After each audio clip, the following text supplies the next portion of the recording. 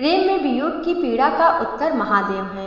दोस्तों, भगवान शिव के 6 ऐसे रहस्य जो कलयुग में आपको जीना सिखाएंगे। नमस्कार दोस्तों, आप सबका मेरे चैनल पे बहुत बहुत स्वागत है। दोस्तों, कलयुग में हर कोई अपनी अपनी परेशानियों से जूझ रहा है। चारों तरफ अलग अलग कारणों से इतनी अशांति फैली हुई है कि इन सभी घटनाओं को देखकर मन बहुत अशांत हो जाता है। ऐसे में कलयुग में भगवान शिव के जीवन के रहस्य आपको जीवन जीने को समझने में मदद करेंगे। भगवान शिव के इन रहस्यों से आपको कलयुग से जुड़े ऐसे जवाब मिलेंगे जिनका जवाब आप खुद भी अक्सर तलाशते होंगे। दोस्तों, शिव पुराण में भगवान शिव को देवों के देव महादेव कहा जाता है। भगवान शिव को सृष्टि का संहारक भी कहा गया है, लेकिन संहारक का अर्थ यहाँ केवल सृष्टि के अंत से नहीं बल्कि सृजन की प्रक्रिया से है। जब जब धरती पर पाप हावी हो जाता है और मनुष्यता का अंत होने लगता है तो धरा को नवजीवन की आवश्यकता होती है। ऐसे में धरती के सृजन के लिए भगवान शिव संहारक की भूमिका निभाते हुए सृष्टि का संहार करते हैं। इसके बाद ब्रह्मा धरा का सृजन करते हैं और फिर भगवान विष्णु जगत के पालनहार की भूमिका निभाते हैं। बात करें भगवान शिव के जीवन की तो महादेव के बारे में कहा जाता है कि शिव समस्त मोह माया से दूर रहकर भी संसार से प्रेम करते हैं। कुछ पौराणिक कहानियों में महादेव को निर्मोही भी कहा गया है। आइए जानते हैं भगवान शिव के जीवन के कुछ अद्भुत रहस्यों के बारे में जो आपको कलयुग के कई सवालों के जवाब देकर आपके जीवन को समझने में मदद करेंगे। इन रहस्यों में जीवन के ऐसे उत्तर छिपे हैं जो जीवन के प्रति आपको एक उम्मीद भी भर देंगे।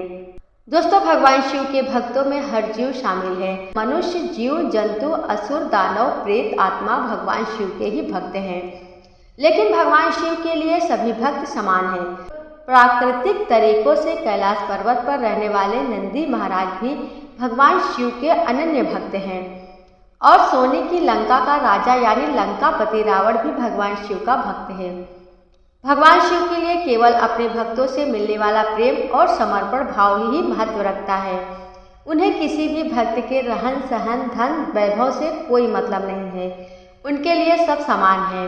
कलयुग में भी हर मनुष्य को किसी भी अन्य मनुष्य के व्यवहार, व्यक्तित्व और विचारों को ही महत्व देना चाहिए, ना कि उनके वैभव या सांसारिक छवि को सबसे पहले रखना चाहिए। दूसरा, भगवान शिव को भोलेनाथ इसलिए भी कहा जाता है कि क्योंकि भगवान शिव सांसारिक बातों से कहीं ऊपर हैं।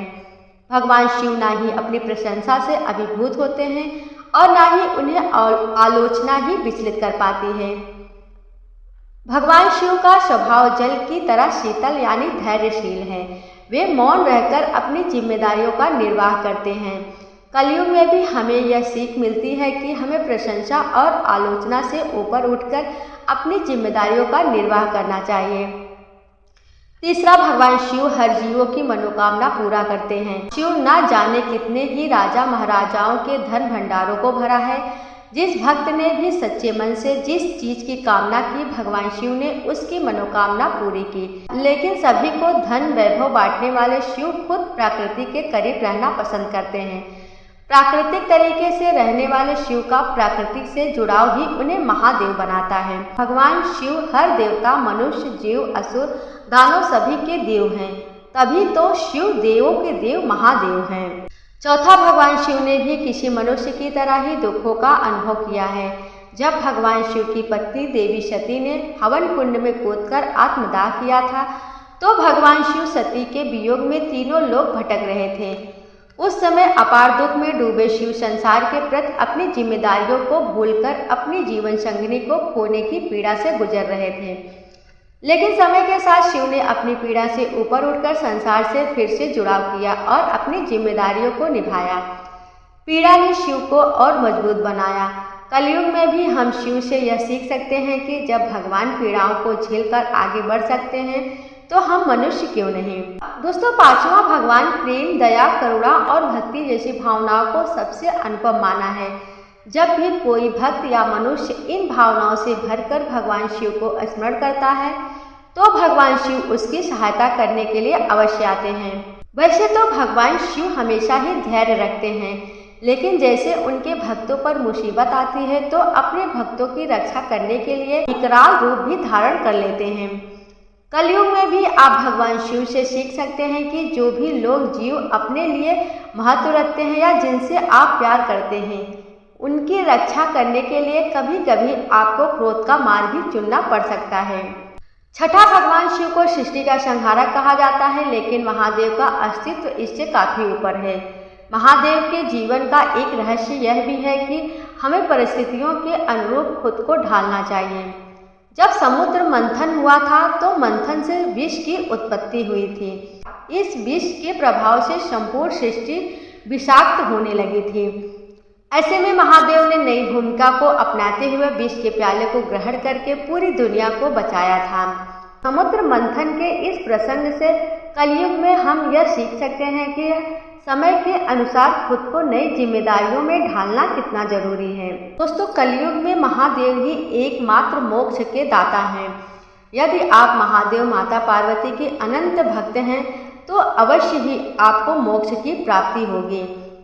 भगवान शिव दया की मूर्ति हैं, वो अपने भक्तों पर अपार कृपा बरसाते हैं।